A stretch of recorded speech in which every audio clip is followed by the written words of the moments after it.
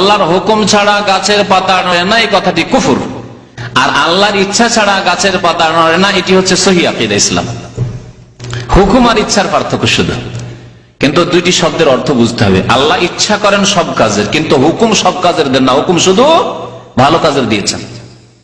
হুকুম আল্লাহ পাক নামাজের দিয়েছেন, রোজার দিয়েছেন, হজের দিয়েছেন, মাতা পিতার সেবার দিয়েছেন, কিন্তু আল্লাহর ইচ্ছা যে দুনিয়াতে ভালো থাক মন্দ থাক, নামাজিও থাক, চোরও থাক, ডাকাত থাক, মুমিনও থাক, মুশরিকও থাক, আল্লাহ পাকের ইচ্ছা। আল্লাহর ইচ্ছা যদি বলেন না আল্লাহর ইচ্ছা নাই, তাহলে আল্লাহর ইচ্ছার বিরুদ্ধে আপনি চোর হয়ে গেলেন, তাহলে আল্লাহকে আপনি অপারগ করে দিলেন, হ্যাঁ, আল্লাহকে অসহায় বানিয়ে দিলেন। সেই জন্য যাতে আমার আকীদা অক্ষুণ্ণ থাকে, এটি হচ্ছে সহিহ আকীদা।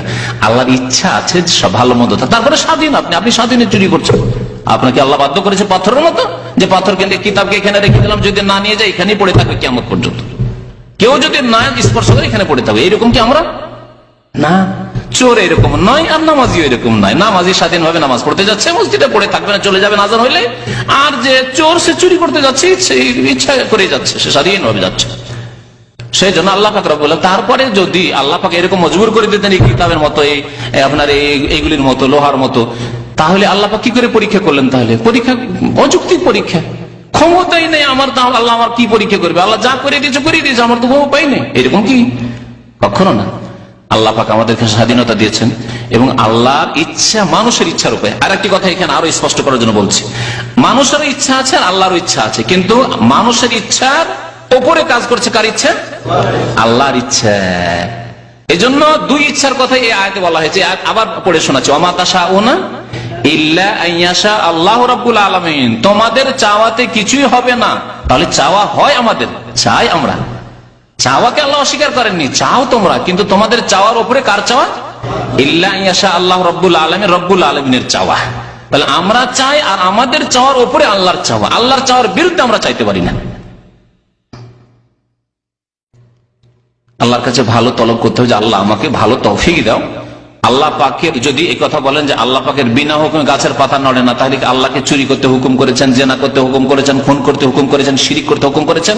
আল্লাহ স্বয়ং অস্বীকার, ওয়ালা ইয়ারদা লিইবাদিহিল কুফরা কুল ইন্নাল্লাহা লা ইয়ামুরু বিল ফাহশাই। আল্লাহ ফাহেশা কাজের আদেশ হুকুম করেন না, লা ইয়ামুর, আল্লাহ বলছেন। আপনি কি করে বলছেন আল্লাহর বিনা হুকুমে গাছের পাতা নড়েন না? তো সুতরাং এটি কুফরি কথা, কোরআন বিরোধী কথা।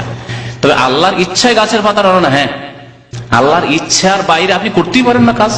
আল্লাহ যদি আপনাকে না করতে দেন, চোর চুরি করতে যাচ্ছিল, আর গিয়ে সামনে পুলিশ পড়ে গেল, পালাতে শুরু করলো, চুরি করে ভঙ্গ হয়ে গেল, হচ্ছে না? চোর চুরি করতে যাচ্ছিল, রাস্তায় গিয়ে পা ভেঙে গেল, যে সাপে কামড় দিয়ে দিল, ইত্যাদি ইত্যাদি। খুন করতে যাচ্ছিল, খুন করবে কি নিজেই খুন হয়ে গেল। চোখের সামনে আমি এরকম ঘটনা দেখেছি। প্রথম সেই গিয়ে আঘাত করেছে মারার জন্য, মেরে দেবো ওকে, মারবে কি, একটা লাঠি মেরেছিল, আরেকজন এসে দিল, একবার অস্ত্র দিয়ে কুপিয়ে দিল, মরে গেল। ওয়া মা তাশাউনা ইল্লা আইয়াশা আল্লাহ রাব্বুল আলামিন। তুমি চেয়েছিলে তোমার প্রতিদ্বন্দ্বীকে কতল করতে, হত্যা করতে, আল্লাহ পাক তোমাকে হত্যা করে দেয়। এই হচ্ছে ওয়া মা তাশাউনা ইল্লা আইয়াশা আল্লাহ। আল্লাহর বিনা চাওয়াতে গাছের পাতা নড়ে না। আল্লাহ চেয়েছিলেন যে তুমি কতল হবে, তুমি কেন কতল করবে, তাই হয়েছে। কিন্তু আল্লাহ হুকুম করেননি কতল করার, লড়াই করার, মারামারি করার, কাটাকাটি করার।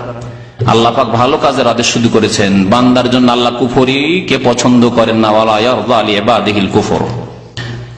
আশা করি তকদীর সম্পর্কে এতটাই যথেষ্ট।